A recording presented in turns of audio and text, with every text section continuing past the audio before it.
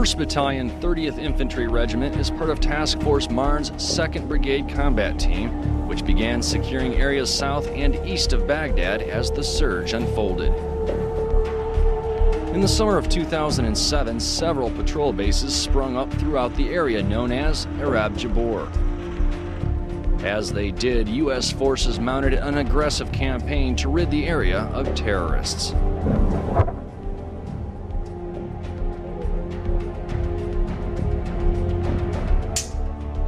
Hundreds of insurgents were killed or captured. And nearly 60 members of 2nd Brigade Combat Team were also killed in action. Following the summer success on the battlefield, the surge forces continued to spread out.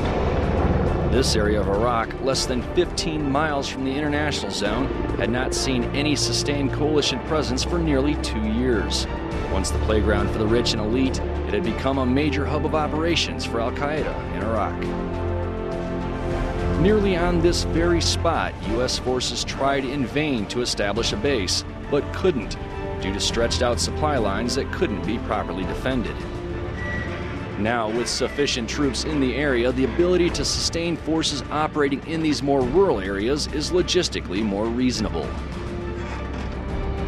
From these patrol bases, units spread out further into the community, learning about the local population.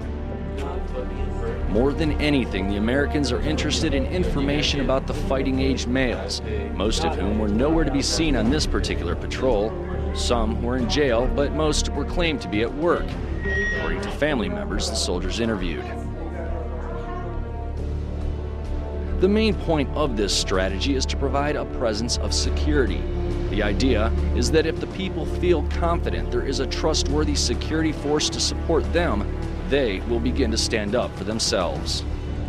It's from this base of security provided by the surge that the Americans believe has stimulated the widespread Concerned Local Citizens program and a significant reduction in violence, dropping more than 60% by the end of 2007. We're going around the corner, right?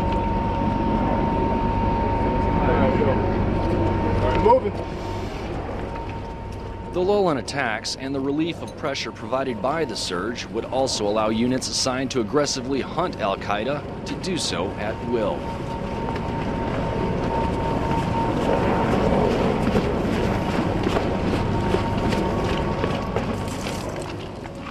Here in the Al-Dora neighborhood of Baghdad, U.S. forces are clearing the last bastion of Al-Qaeda in Iraq left in the capital city.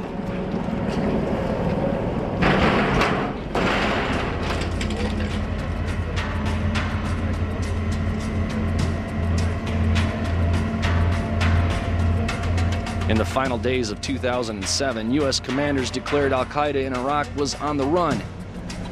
The Iraqi government itself said it was 75% destroyed.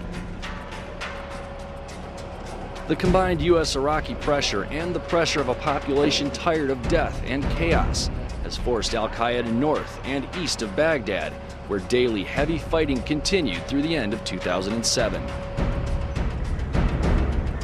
The final months of 2007 also saw progress on the refugee front as thousands returned home in the absence of fighting. This Sunni enclave within the predominantly Shia city of Mahmoudiya is seeing its first residents return since Shiite militants gave them the choice to leave and live or stay and die.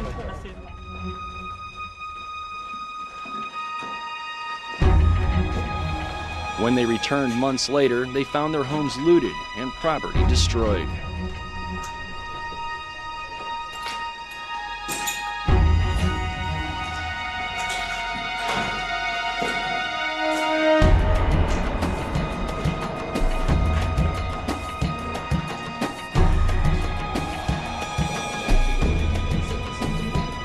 Thank you.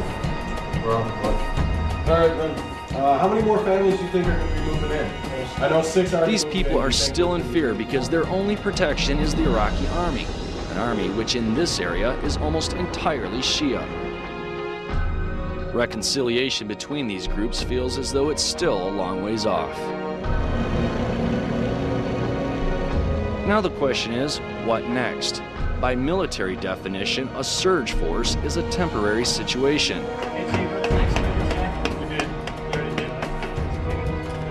And while the American strategy can certainly be considered a military success, only time will tell if that success can be sustained once the surge is gone.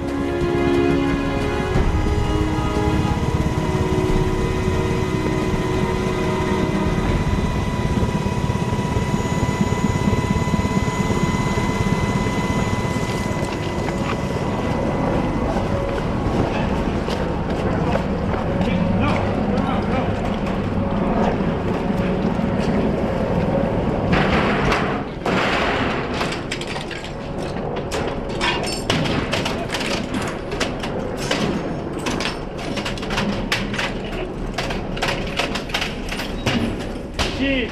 Yeah. You guys gonna do the other side of the street?